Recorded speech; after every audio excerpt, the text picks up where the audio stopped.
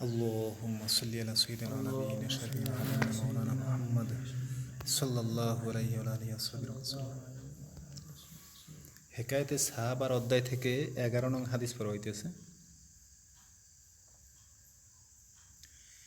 4 পুত্র সহ হযরত খানসা রাদিয়াল্লাহু তাআলা আনহু এর যুদ্ধে অংশগ্রহণ। হযরত খানসা রাদিয়াল্লাহু তাআলা আনহু বিখ্যাত কবি ছিলেন। স্বীয় গোত্রের কতিপয় লোকের সহিত মদিনায় আসিয়া ইসলাম গ্রহণ করেন। ইবনে কাসির রহমতুল্লাহ বলেন, আলেমগণ এই বিষয়ে একমত যে তাহার পূর্বে ও পরে কোনো মহিলা তাহার চেয়ে সুন্দর কবিতা রচনা করেন নাই। হজরত উমর রাদিয়াল্লাহু তাআলা আনহু এর খেলাফতকালে 16 হিজরিতে কাদেশিয়ার যুদ্ধ সংগঠিত হয়। খানসা রাদিয়াল্লাহু তাআলা আনহু তাহার 4 আনহা হইবে নাকি মহিলা হজরত খানসা রাদিয়াল্লাহু তাআলা আনহা তাহার 4 পুত্র সহ সেই যুদ্ধে অংশগ্রহণ করেন। যুদ্ধের একদিন পূর্বে ছেলেদেরকে বহু উপদেশ দিলেন এবং যুদ্ধে অংশগ্রহণ করিবার জন্য খুব বেশি উৎসাহিত করিলেন। বলিতে লাগিলেন, হে আমার ছেলেরা, তোমরা নিজের খুশিতে মুসলমান হইয়াছ এবং নিজের খুশিতেই তোমরা হিজরত করিয়াছ।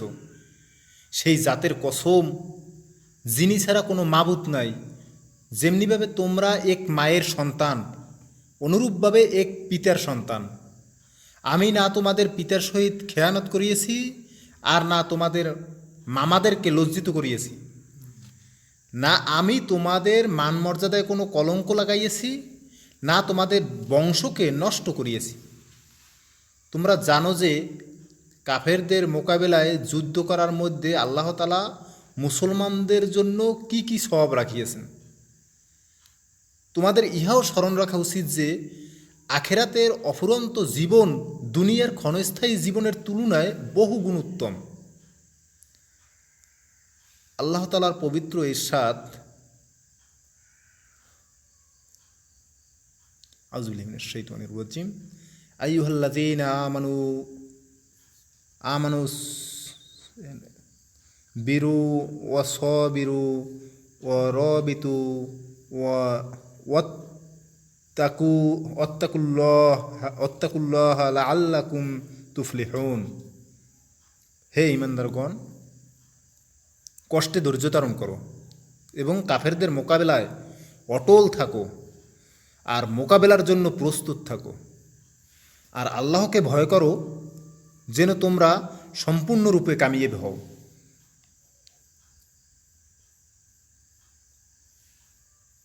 বাকারা সূরার আয়াত নেই, বয়ানের সারদেছে। অতএব আগামীকাল ভোরে যখন তোমরা সুস্থ ও নিরাপদ অবস্থায় উঠিবে, তখন অতি সতর্কতার সহিত যুদ্ধে অংশগ্রহণ করিবে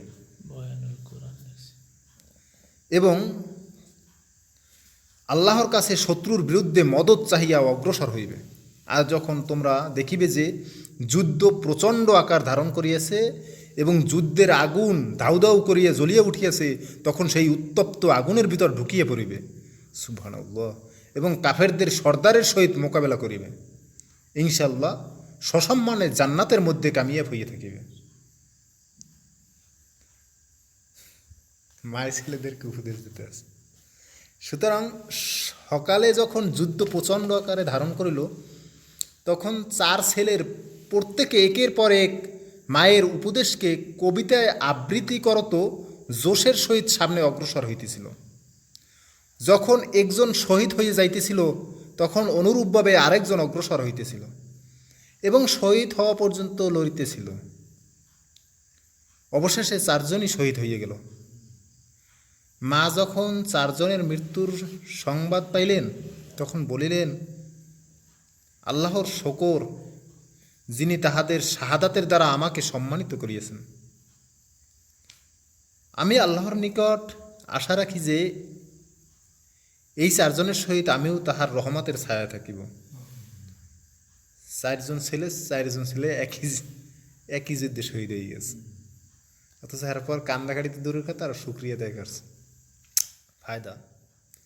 আল্লাহর বান্দীদের মধ্যে এমন মাও হয়ে থাকেন যিনি 4 জন জোয়ান ছেলেকে যুদ্ধের প্রচণ্ডতা ও ভয়াবহতার মধ্যে ঢুকিয়ে পড়ার উৎসাহ দান করেন। আর যখন 4 জনই শহীদ হয়ে যায় এবং একই সময় সকলে মৃত্যুবরণ করে, তখন আল্লাহ তাআলার শুকর আদায় করেন। আমরাও মুসলমান। আল্লাহুম্মা সাল্লি আলা সাইয়্যিদিনা মুহাম্মাদ। আল্লাহ তাআলা আমাদেরকে বুঝার তৌফিক দান করুক। সুবহানাল্লাহি ওয়া বিহামদিহি, সুবহানাল্লাহিল আযীম, সুবহানাল্লাহ।